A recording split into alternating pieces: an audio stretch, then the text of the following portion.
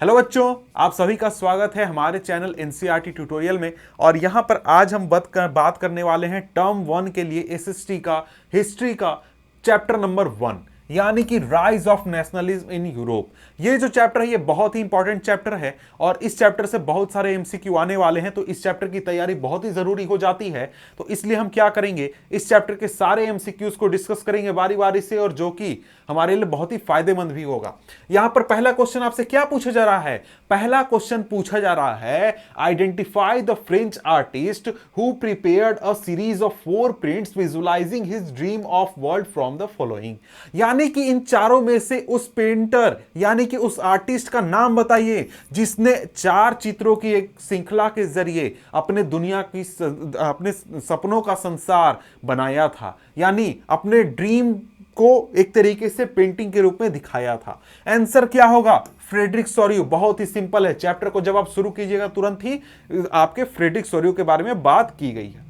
अगला क्वेश्चन है उसी से जुड़ा हुआ, फ्रेडरिक सोरियो कौन था? रिवॉल्यूशनरी था, फ्रेंच आर्टिस्ट था, कंजर्वेटिव था, फ्रेंच लीडर था? बहुत ही सिंपल क्वेश्चन है, वो क्या था? फ्रेंच आर्टिस्ट था।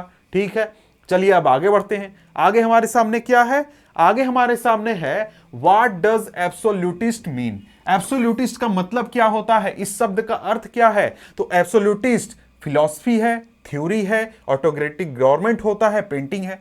तो ऑप्शन नंबर सी हमारा सही होगा, ऑटोक्रेटिक गवर्नमेंट। ठीक है, अगला देखते हैं। अगला यहां पर क्वेश्चन क्या है? अगला यहां पर क्वेश्चन कहता है, which of the following best explains a utopian society. इनमें से कौन सा यहां पर हमारा ऑप्शन यूटोपियन सोसाइटी को सबसे अच्छा एक्सप्लेन करता है?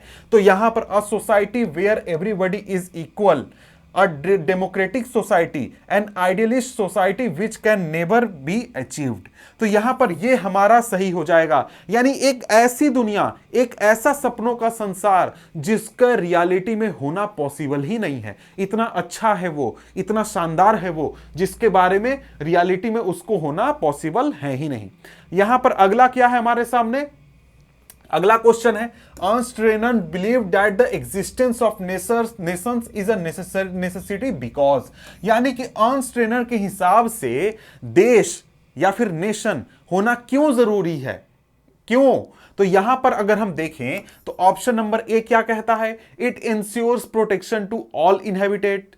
दूसरा क्या कहता है? It ensures liberty to all inhabitant citizens. It ensures parliamentary form of government to all inhabitants. तो यहां पर सिंपली कहे ना तो ऑप्शन नंबर ए हमारा सही होगा। ऑप्शन नंबर ए क्या कहता है? It ensure protection to all inhabitants. तो ये कहना था अर्नस्ट रेनर का कि भाई उनके हिसाब से इस वजह से देश का होना बहुत ज्यादा जरूरी है।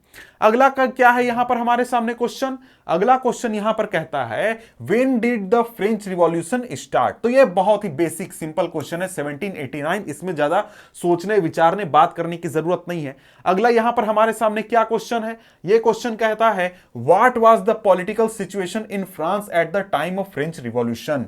फ्रेंच रिवॉल्यूशन के समय फ्रांस में क्या स्थिति थी, किस तरीके का पॉलिटिकल सिचुएशन था, कैसी सरकार वहां पर थी? डेमोक्रेसी था, रिपब्लिक था, सोवरेन स्टेट था, या फिर एब्सोल्यूट मोनार्की था? तो भाई एब्सोल्यूट मोनार्की था, राजा का शासन था वहां पर, निरंकुश राजा का शासन था।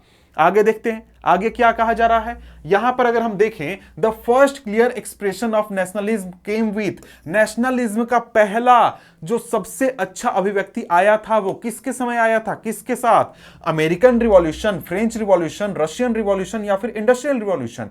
तो ऑप्शन बी हमारा सही है, क्या? The French revolution. ठीक है, आगे देखते हैं। आगे हमारे सामने क्या है? Nationalism brought about in Europe the emergence of. Europe में जब नेशनलिज्म की भावना फैली तो उसके वजह से इसमें से क्या आया? The nation state, the modern state,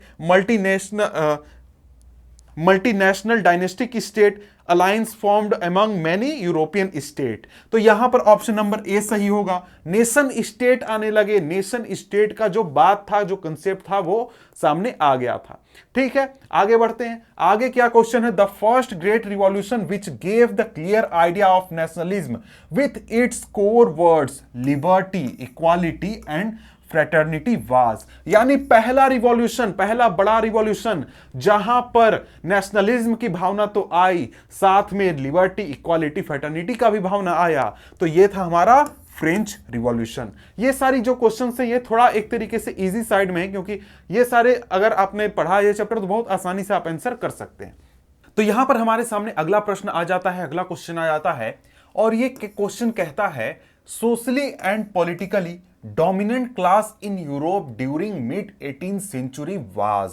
यानी कि मिड 18th सेंचुरी के आसपास यूरोप में कौन सा डोमिनेंट क्लास ऐसा था जिसके पास सोशल पावर भी था और पॉलिटिकल पावर भी था। यानी कि सोशल दबदबा भी था, पॉलिटिकल दबदबा भी था।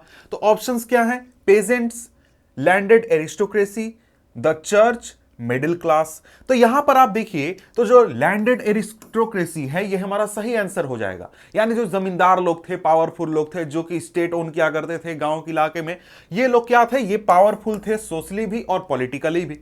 आगे देखते हैं अगला क्वेश्चन। अगला क्वेश्चन क्या कहता है? यहां पर हमारा अगला क्वेश्चन कहता है What emphasized the notion of a united community enjoying equal rights under a constitution?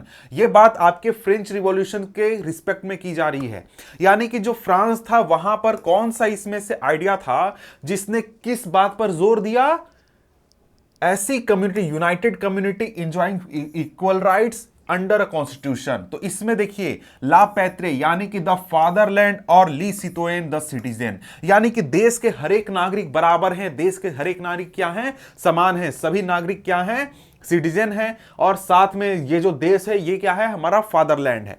ठीक है, आगे बात करते हैं। आगे हमारा क्वेश्चन है, बहुत सिंपल क्वेश्चन है, how many colours did the new French flag have? यानी कि नया जो फ्रेंच फ्लैग आया उसमें कितने कलर थे? तो सिंपल आंसर है ट्राई कलर, 3 कलर थे। ट्राई कलर हमारा सही आंसर हो जाएगा। इसके बाद आगे देखते हैं अगला क्वेश्चन क्या कहता है। अगला क्वेश्चन यहां पर क्या कह रहा है जरा सा देख लेते हैं, थोड़ा बड़ा क्वेश्चन है। Nationalism which emerged as a force in the late 19th century means, यानी नेशनलिज्म का मतलब क्या है? अब यहां पर मतलब आपको सिंपल ऐसा नहीं कि पूरा डेफिनेशन लिखना है, आपको इस चारों में से जो सबसे नजदीक डेफिनेशन है, सबसे नजदीक मीनिंग बताता है उसको चुनना है। ऑप्शंस देख लेते हैं। Strong devotion for one's own country and it's history and culture, strong devotion for one's own country without appreciation for other Nations, strong love for one's own country and hated for others, equally strong devotion for all the countries of the world. तो simple है भैया, simple क्या है कि भाई ए number option होगा कि हमें अपने देश से प्यार है, हमें अपने देश से लगाव है, साथ में हम अपने देश की इतिहास और उसके कल्चर से भी लगाव रखते हैं। ठीक है, तो आगे बढ़े। तो आगे यहां पर हमारे सामने क्या आ जाता है? आगे हमारे सामने आ जाता है क्वेश्चन अगला, what was the new name of the state general after French revolution? यानी जो स्टेट जनरल था जब फ्रेंच रिवॉल्यूशन हो गया तो उसका नया नाम क्या रख दिया गया? स्टेट जनरल क्या था? एक तरीके का असेंबली था।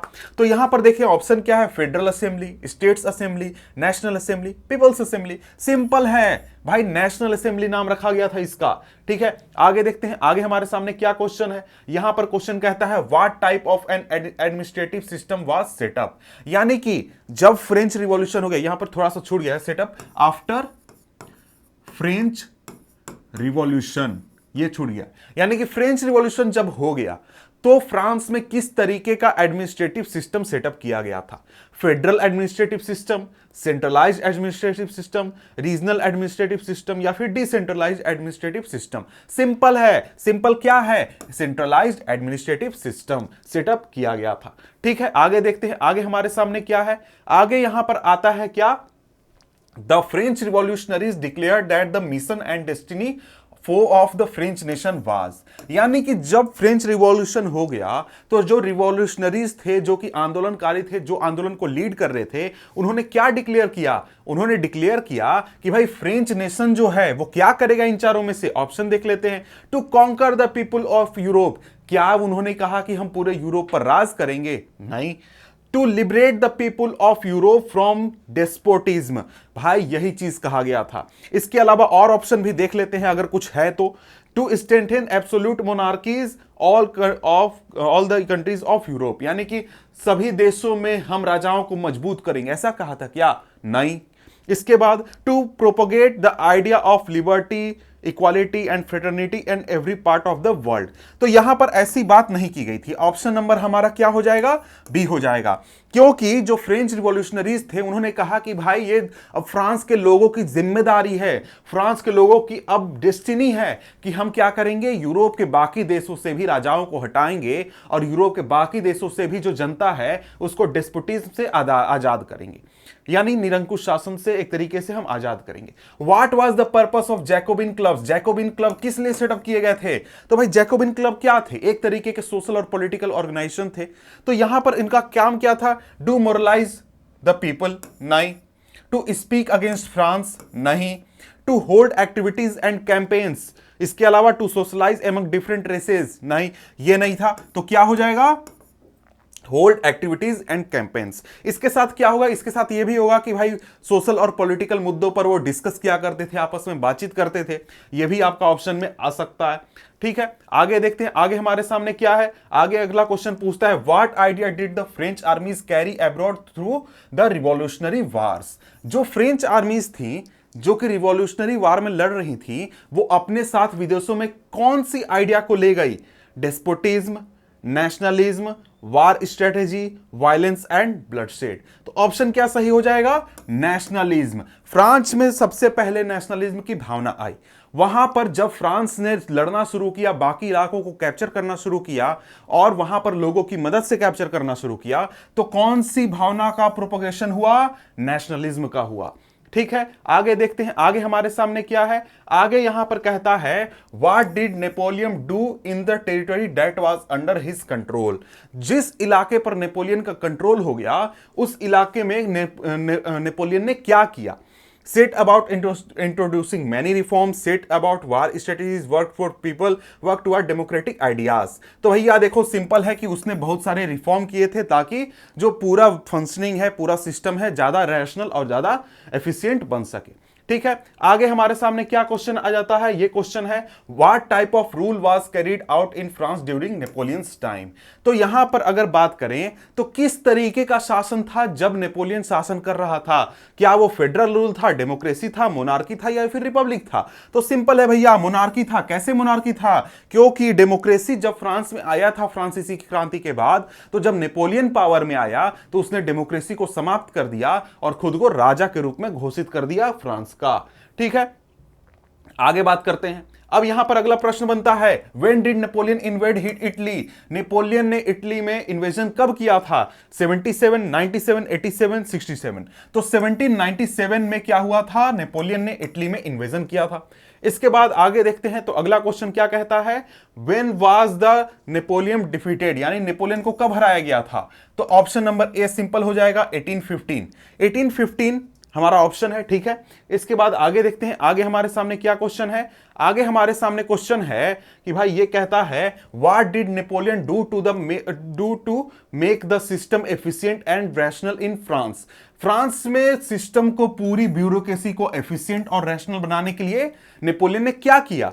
In the administrative field he had incorporated revolutionary principles, brought about different reforms, worked on military, worked on financial conditions.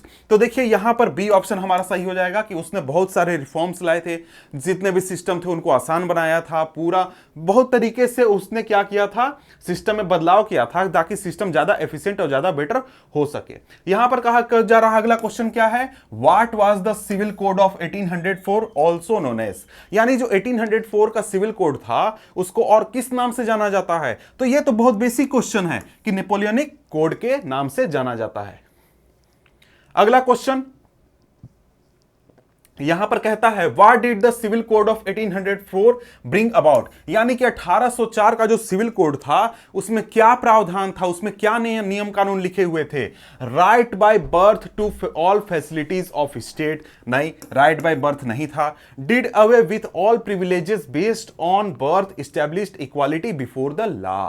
That is the answer. यानी कि उसने क्या किया था नेपोलियन ने कि भाई जो 1804 का सिविल कोड आया था इसमें कहा कि जितने जन्म आधार आधार पर आपको राइट मिलते हैं ना, स्पेशल राइट, वो आपके खत्म हो जाएंगे, वो अब लागू नहीं होंगे।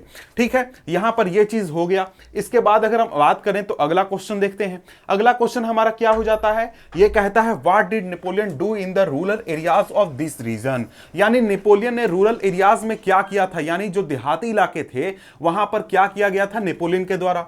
तो क्या देख लेते हैं, ऑप्शन क्या है, simplified administrative divisions, abolish the feudal system and freed peasants from serfdom and manorial dues. तो सिंपल हमारा यही आंसर हो जाएगा, क्योंकि भाई यही आंसर है और आपने अगर पढ़ा है ये चैप्टर तो आपको पता होगा कि यही आंसर है। तो नेपोलियन ने क्या किया था देहाती इलाकों में, वहां पर एडमिनिस्ट्रेटिव सिस्टम था, एडमिनिस्ट्रेटिव डिवीजन था, उसको सिंप्लीफाई किया था। जितने भी आपके फ्यूडल सिस्टम थे उनको एबॉलिश कर दिया था, और साथ में जितने भी पेजेंट्स थे, पेजेंट्स के अलावा और जो मेमोरियल ड्यूज थे उनको खत्म कर दिया था किसानों के लिए, साथ में सर्फडम को भी खत्म कर दिया था। तो ये सारे क्या किए गए थे, बदलाव किए गए थे। इसके अलावा और भी बदलाव किए गए थे। आगे यहां पर क्वेश्चन बनता है, क्या क्वेश्चन बनता है कि भाई नेपोलियन ने टाउन्स में क्या बदलाव किया था, टाउन्स में यानी कि हमारे जो शहर थे वहां पर नेपोलियन के द्वारा क्या बदलाव लाया गया था। तो यहां पर कहा जा रहा है guild restrictions were removed, transport and communication system were improved. अगला क्या है, transport and communication system were destroyed, peasants, artisan, workers and new businessman had to pay tax, guild restriction remained as they were. Simple A option हमारा सही हो जाएगा कि जो guild restriction था उसको रिमूव कर दिया गया था, साथ में ट्रांसपोर्ट कम्युनिकेशन सिस्टम को बढ़ाया गया था, अच्छा बनाया गया था। इसके बाद हमारा अगला क्वेश्चन आ जाता है। अगला क्वेश्चन क्या कहता है, the Napoleonic code was exported to which of the following regions, यानी कि किस रीजन में नेपोलियनिक कोड को लागू किया गया था। तो यहां पर अगर हम देखें तो England, Spain, regions under French control, Poland. तो यहां पर हमारा सी ऑप्शन सही होगा, यानी कि फ्रांस, और फ्रांस के अलावा उन इलाकों पर जहां पर फ्रांस का शासन था नेपोलियन के समय, वहां पर क्या किया गया था, नेपोलियनिक कोड को लागू किया गया था। अगला क्वेश्चन क्या कहता है, अगला क्वेश्चन यहां पर कहता है which territories were included under the Habsburg empire. Habsburg empire जो था उसमें कौन कौन से इलाके शामिल थे, अल्पाइन रीजन्स या फिर टायरोल, ऑस्ट्रिया और सडेटलैंड, बोहेमिया, लोम्बार्डी, वेनेटा, सडेटलैंड, बोहेमिया, लोम्बार्डी। तो यहां पर सिंपल हमारा ए ऑप्शन सही हो जाएगा, अल्पाइन रीजन, जिसमें टायरोल, ऑस्ट्रिया, हंगरी और सडेटलैंड, बोहेमिया ये सारे इंक्लूडेड थे। तो ये हमारा हो गया। इसके बाद अगला देखते हैं, अगला क्वेश्चन क्या कहता है। अगला क्वेश्चन है when did eastern industrialisation take place in France and part of the German state. तो यहां पर बात करें तो यहां पर क्या हुआ था, जो हमारा 19th सेंचुरी है इसमें क्या हुआ था, इंडस्ट्रियलाइजेशन हुआ था आपके जर्मन स्टेट्स में। ठीक है, आगे देखते हैं, आगे हमारे सामने क्या है। आगे हमारे सामने क्वेश्चन है When did the Treaty of Vienna take place and who were the participant, यानी कि वियना की संधि, ट्रीटी ऑफ वियना कब हुई थी और उसमें किस किस देश ने किन किन लोगों ने पार्टिसिपेट किया था। तो सिंपल इसका आंसर है भैया, यहां पर 1815 में हुआ था, और शामिल कौन कौन हुआ था, ब्रिटेन, रसिया, प्रसा और ऑस्ट्रिया। ठीक है, आगे देखते हैं, आगे हमारे सामने क्या है। यहां पर क्वेश्चन पूछता है what the liberal nationalism stands for. Liberal nationalism का क्या मतलब है, freedom for individual and equality before law, preservation of autocracy and clerical privileges, freedom for only male members of the society and equality before law, freedom only for senior citizens. तो simple answer है, बहुत आसान है भाई, कि जो हमारा ए है ना उसका, यानी कि हमारा जो देश है, देश के अंदर जितने भी नागरिक हैं उनकी कितनी भी उम्र हो, कोई भी जाति हो, धर्म हो, भाषा हो, कुछ भी हो, उन सभी को क्या है, इक्वालिटी बिफोर लॉ प्राप्त है और सभी व्यक्ति को फ्रीडम प्राप्त है। यही कहता है हमारा लिबरल नेशनलिज्म। ठीक है, आगे देखते हैं, आगे हमारे सामने क्या है। आगे हमारे सामने है who among the following formed the secret society called young Italy. Young Italy की स्थापना किसके द्वारा की गई थी, ये यंग इटली की स्थापना की गई थी जोसेफ मेज़िनी के द्वारा। ठीक है, ये तो बहुत ही सिंपल क्वेश्चन है। साथ में जोसेफ मेज़िनी ने एक और हमारे ग्रुप या फिर ऑर्गेनाइजेशन की स्थापना की थी, उसका नाम आप नीचे डिस्क्रिप्शन में बता सकते हैं, देखते हैं कि आपको पता है या फिर नहीं है। आगे देखते हैं, आगे हमारे सामने क्वेश्चन है the term universal suffrage means. Universal suffrage का मतलब क्या होता है, सिंपल है भैया, यूनिवर्सल सफरेज का मतलब है कि एक उम्र के बाद देश के जितने भी नागरिक हैं उन सभी को वोट देने का, मत देने का अधिकार है, सरकार बनाने और उसमें सरकार में हिस्सा लेने का अधिकार है। तो यहां पर क्या कहा जा रहा है, ऑप्शन देख लेते हैं। The right to vote and get elected granted only to men. क्या ये यूनिवर्सल सफरेज है? नहीं है, क्योंकि महिलाओं को बाहर कर दिया गया। The right to vote for all adults, बिल्कुल सही जवाब। जितने भी एडल्ट हैं उनको राइट टू वोट। जैसे हमारे देश में एडल्ट किसको माना जाता है? जो कि 18 वर्ष की उम्र को पार कर लेता है उसको एडल्ट माना जाता है। यहां पर आगे देखते हैं, आगे क्या कहता है। In revolutionary France the right to vote and to get elected was granted exclusively to. यानी जो रिवॉल्यूशनरी फ्रांस था, जब रिवॉल्यूशन हो गया था उसके बाद जो वोट देने का अधिकार मिला वो देश में किसको मिला? Property owing main, all main and women, upper class. तो सिंपल है भैया, ए ऑप्शन। यानी जो वैसे लोग जिनके पास प्रॉपर्टी थी, जिनके पास कुछ पैसा था और जो टैक्स देते थे, उनको वोट देने का अधिकार दिया गया था। ठीक है, आगे देखते हैं। आगे यहां पर क्या है, आगे यहां पर क्वेश्चन पूछता है, name the customs union formed by Prussia to abolish tariff barriers. Simple है, जोल्वेरिन। जोल्वेरिन एक क्या था? एक तरीके का कस्टम यूनियन था जिसमें कि प्रसा और भी दूसरे देश, जर्मन स्टेट शामिल थे। अब यहां पर आगे क्या है, when was the custom union और Zollverein formed at the initiative of Prussia and joined by most of the German state. तो कब स्थापित किया गया था? तो सिंपल आंसर है 1834 में आपका ये जो जोल्वेरिन है इसको स्थापित किया गया था। ठीक है, आगे क्वेश्चन क्या कहता है, आगे यहां पर कहता है question, when did the customs union और जोल्वेरिन do, और sorry what did the customs union और जोल्वेरिन do? कस्टम यूनियन और जो जोल्वेरिन था उसने क्या किया? abolish taxes, abolish tariff barrier and reduce the number of currencies from over 30 to 2। तो सिंपल है भैया, क्या हुआ था? टैरिफ बैरियर को हटाया गया था, यानी जर्मन स्टेट में एक इलाके से दूसरे इलाके जाने पर जो टैरिफ बैरियर लगता था उसको खत्म किया गया था। साथ में जो कस्टम जो करेंसीज हैं उसकी संख्या 30 से ज्यादा थी और घटाकर 2 कर दी गई थी। अगला क्वेश्चन क्या कहता है, अगला क्वेश्चन यहां पर कहता है, which new spirit guided European nations after Napoleon's defeat. Napoleon के हारने के बाद जो यूरोप के जो देश थे वहां पर कौन सी भावना फैल गई थी? देश मतलब वहां की सरकारों के बीच फासिज्म, कंजर्वेटिज्म, नाजिज्म, कम्युनिज्म। तो यहां पर कंजर्वेटिज्म हो जाएगा आंसर। ठीक है, आगे देखते हैं, आगे क्या क्वेश्चन कहता है। क्वेश्चन कहता है, व्हाट वाज कंजर्वेटिज्म। कंजर्वेटिज्म क्या थी, क्या विचार था उसका? Strict rules on the society, social norms became conservative, monarchy, church, social hierarchy, property and the family should be preserved. तो ये हमारा ऑप्शन सही हो जाएगा। यानी कि जो कंजर्वेटिव लोग थे वो क्या मानते थे कि भाई पुरानी जो व्यवस्था है ना, जिसमें कि चर्च के पास पावर था, अपर क्लास लोअर क्लास हुआ करता था, इस तरीके की व्यवस्था को बचा कर रखने की जरूरत है और वो व्यवस्था चलने की जरूरत है। ठीक है, यहां पर आगे क्या है, all the new regime set up in 1815 were autocratic because. वो ऑटोक्रेटिक थे, क्यों ऑटोक्रेटिक थे? They did not tolerate criticism and dissent, they impose censorship laws to control what was said in newspaper, plays, song, they curbed activities which question their legitimacy. तो एक तरीके से ये सारी चीजें हैं, थोड़ा सा क्वेश्चन है ना, ये थोड़ा सा एक तरीके से ऑप्शन के साथ मेल नहीं खा रहा है। कैसे कि भाई all set up in were autocratic, how were they autocratic हो सकता है कि भाई कैसे उनमें उन्होंने क्या किया था। ये थोड़ा सा क्वेश्चन में वर्ड में थोड़ा सा गड़बड़ है, तो ऑल ऑफ द अबव होगा। ठीक है, आगे बात करें तो आगे क्या है, आगे हमारे सामने है, यहां पर है, conservative did not believe in establishing and preserving. Conservative किस चीज को बचाने में इंटरेस्टेड नहीं थे? तो यहां पर monarchy, democracy, traditional institution of state and society, social hierarchy. तो सिंपल आंसर है, जो कंजर्वेटिव लोग थे वो डेमोक्रेसी में नहीं मानते थे और उस डेमोक्रेसी को प्रिजर्व या फिर बचाने के पक्ष में नहीं थे।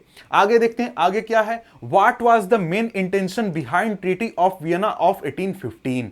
1815 में जो वियना की संधि हुई थी उसका क्या मेन मुद्दा था? Restore republics, restore democracies, restore monarchies. तो सिंपल सी ऑप्शन होगा। और यहां पर इसके अलावा अगर ऐसा ऑप्शन ना दे तो आपसे ऑप्शन में यह भी अगर पूछे तो कह सकते हैं कि भाई देखिए, जो फ्रांस की क्रांति के बाद जो बदलाव आया था, नेपोलियन के शासन में जो बदलाव आया था, उसको खत्म करना, उसको वापस पुरानी व्यवस्था लागू करना 1815 में वियना की संधि का मेन मुद्दा था।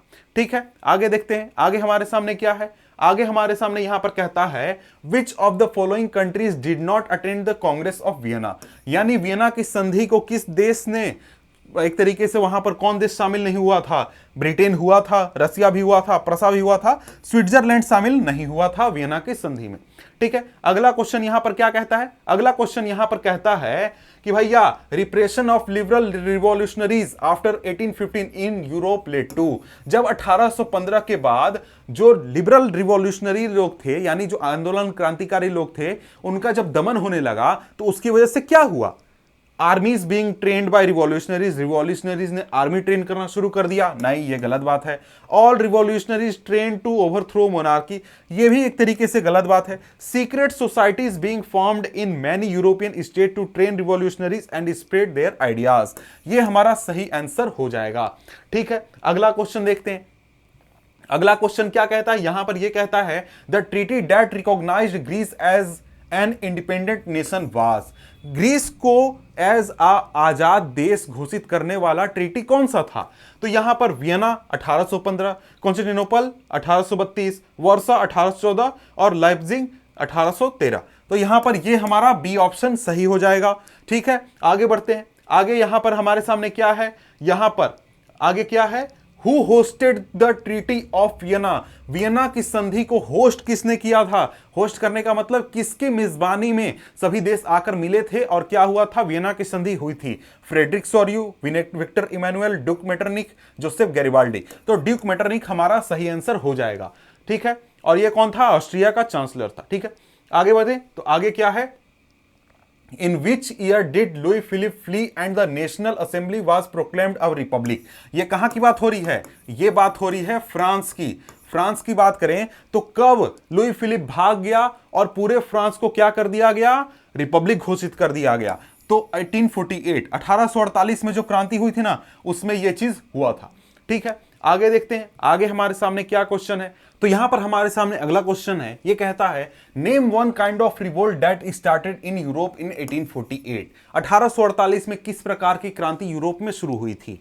लिंग्विस्टिक रिवोल्ट इन जर्मनी, नहीं, यह बात गलत है। भाषा आधार पर जर्मनी में क्रांति नहीं हुई थी। इसके बाद artisans, industrial workers, pageants revolted against economic hardship. तो यह सही आंसर है। क्यों? क्योंकि भाई 1848 के समय में या फिर उसके पहले के समय में यूरोप में स्थिति काफी खराब थी। इकोनॉमिक हार्डशिप यानी कि लोगों को पैसे को लेकर बहुत तंगी थी, गरीब वगैरह, या फिर फसल खराबी, बहुत तरीके की मतलब इकोनॉमिक प्रॉब्लम था। तो उसकी वजह से लोगों ने क्या किया था? रिवोल्ट किया था।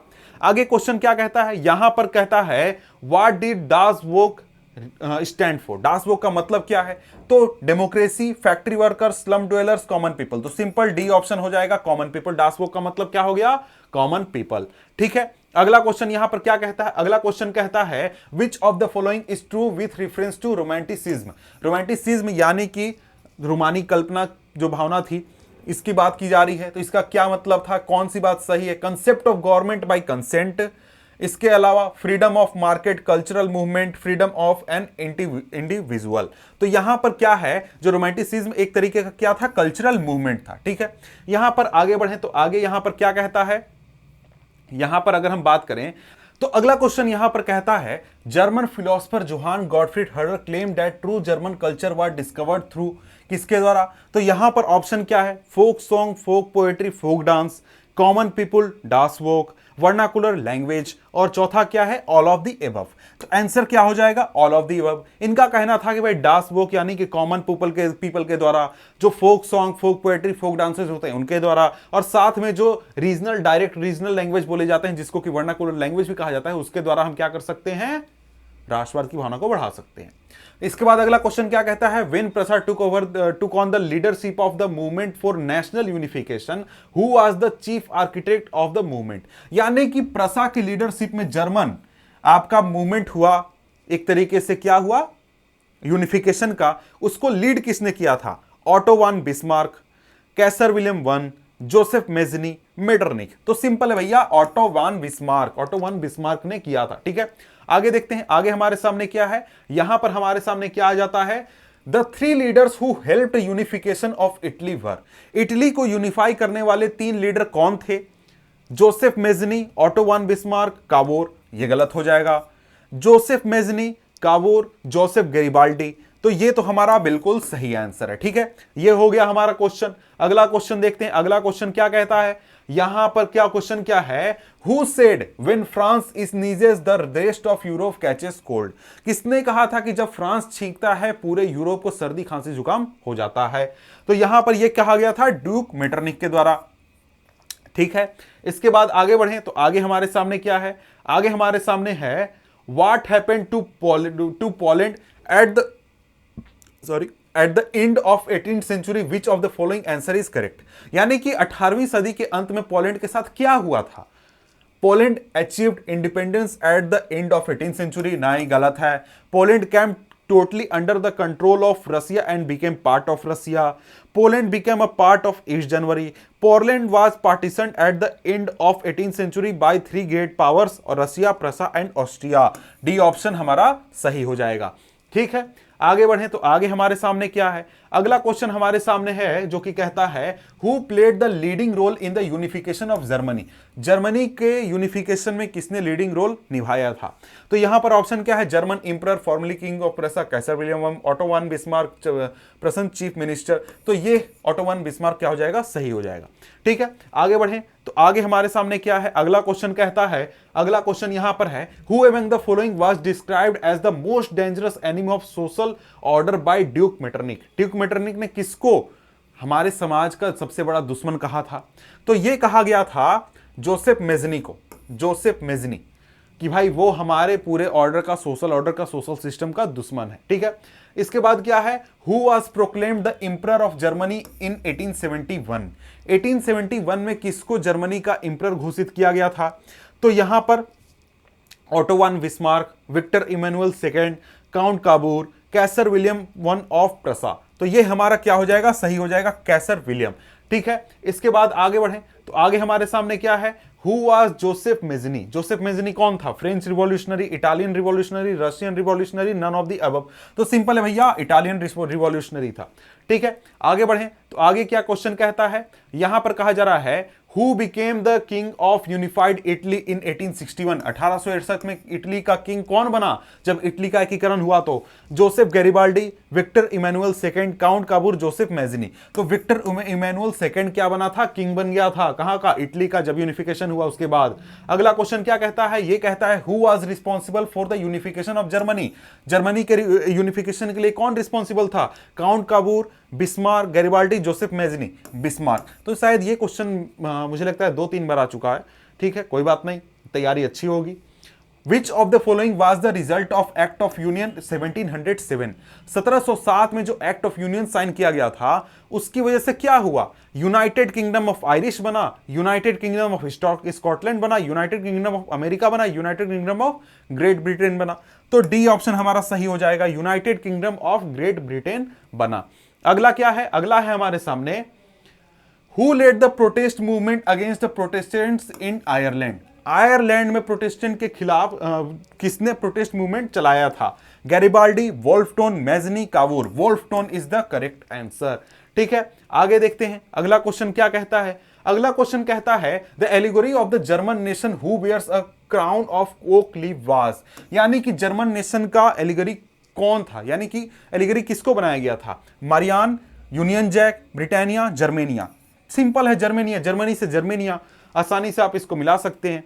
इसके बाद what did Germania symbolize, French nation, German nation, British nation, none of the above. Simple है, जर्मन नेशन, जर्मनी की भाई आइडियल, एक तरीके से आइडियल है तो क्या होगा, जर्मनी को सिंबलाइज करेगी। इसके बाद which area was the most serious source of nationalist tension in Europe after 1871। तो यहां पर बात करें तो southern Europe, mid Europe, Balkan states, eastern state. Simple है हमारा बाल्कन स्टेट। ठीक है, आगे देखते हैं आगे हमारे सामने क्या है, आगे हमारे सामने है the nationalist Greeks got the support of west European nations because. West European nation का सपोर्ट ग्रीक आंदोलनकारियों को मिला, क्यों, क्योंकि they were fighting against the Muslim Ottoman Empire. ये एक तरीके से सही है, क्योंकि भाई यूरोप क्या था, क्रिश्चियन था, ग्रीस क्या था, क्रिश्चियन देश था। They had sympathies for ancient Greek culture, ये भी सही है कि भाई सब क्या समझते थे कि भाई एंशिएंट ग्रीक कल्चर है ना वो हमारा पुराना सिविलाइजेशन है तो हमें उसे सपोर्ट करना चाहिए। Greece was considered the cradle of European civilization, European civilization का पालना एक तरीके से कहा जाता था ग्रीस को। तो हमारा डी ऑप्शन जो है ये सही हो जाएगा, ऑल ऑफ द एबव। इसके बाद आगे बढ़ते हैं, आगे हमारे सामने क्या है, आगे हमारे सामने क्वेश्चन आ जाता है which one of the following countries was appreciated at cradle of civilisation European civilisation by poets and artist. तो सिंपल है ग्रीस, अभी तुरंत हमने इसके बारे में बात किया था, क्योंकि ऐसा कहा जाता है कि भाई ग्रीस से ही पूरा क्रिश्चियन सिविलाइजेशन जो है वो निकला है, इसलिए ऐसा कहा जाता था। A large part of Balkan reason was under the control of, किसके कंट्रोल में था, Russian empire, Ottoman empire, German empire, Habsburg empire. Simple, Ottoman empire. ठीक है, यहां पर आगे बढ़े तो आगे हमारे सामने क्या आ जाता है, अगला क्वेश्चन ये कहता है each power, Russia, Germany, England, Austro Hungary was keen on countering the hold of other powers over the Balkan, this became one of the major reason for First World War. इसकी वजह से क्या हुआ था, first World वार हुआ था। तो यहां पर अगर देखें ना तो फर्स्ट वर्ल्ड वार, हाँ सही आंसर है। ठीक है, आगे बढ़े तो आगे हमारे सामने क्वेश्चन नहीं है, यानी कि चैप्टर हमारा कंप्लीट हो गया। करीब 70 से 80 क्वेश्चन थे इस चैप्टर के यहां पर। तो मिलते हैं आपसे हम नेक्स्ट वीडियो में नेक्स्ट चैप्टर के साथ। आपको अगर और भी चैप्टर्स पढ़ने हैं तो नीचे डिस्क्रिप्शन में लिंक दिया गया है सभी चैप्टर का एसएसटी का, तो वहां पर से आप पढ़ सकते हैं। तब तक के लिए गुड बाय।